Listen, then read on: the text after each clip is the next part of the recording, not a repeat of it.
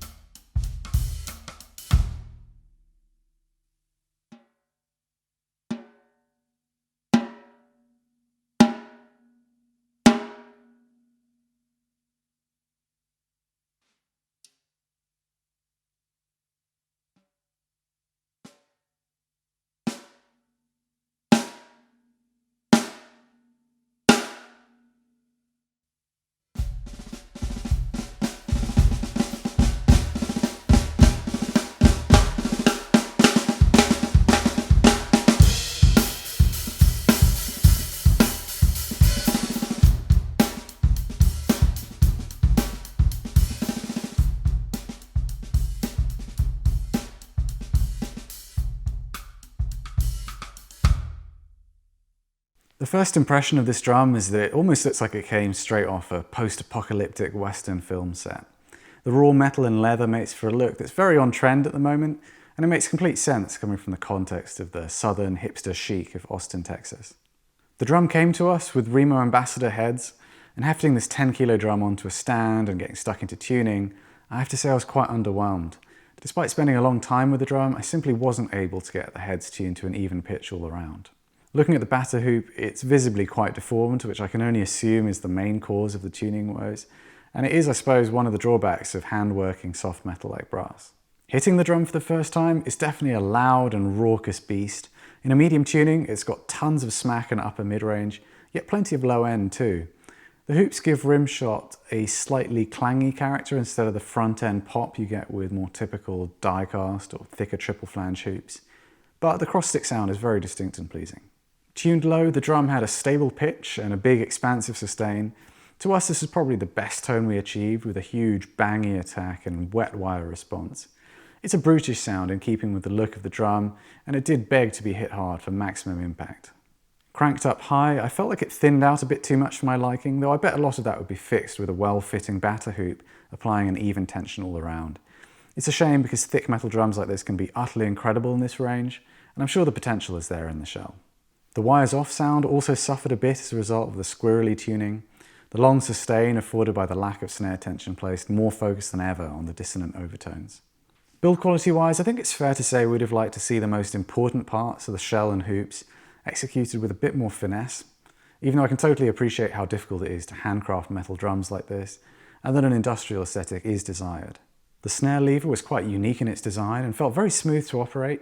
However, the tension dial was quite stiff and it's difficult to get your fingers around, making it something you probably wouldn't want to have to tweak mid-gig. Elsewhere, the tension rods and claws appeared to be of really good quality. The actual tuning action was nice and smooth, with very little resistance coming from the barrel lugs. So what kind of drummer might end up with an A&F snare like this? Clearly the aesthetic is a massive draw to players and collectors who appreciate a rustic, almost steam-powered industrial look, and it'll certainly draw a lot of attention wherever it goes, if not just for how it looks, but how much it costs too. Obviously we're paying a hefty premium here in the UK due to import costs, which are adding over $1,000 more to the price than they sell at in the States. But even at its native price, this is up there as one of the most expensive snare drums on sale right now. I get why, and there's clearly a market out there that will jump at the chance to own one, but I can't help feeling that the functionality needs to be improved in order to develop its performance to be worthy of the price tag. That said, why don't you let us know what you think by leaving us a comment below. Click on the subscribe button and the bell icon too so you can get notifications of our future videos, and we'll look forward to seeing you next time on Drummers Review.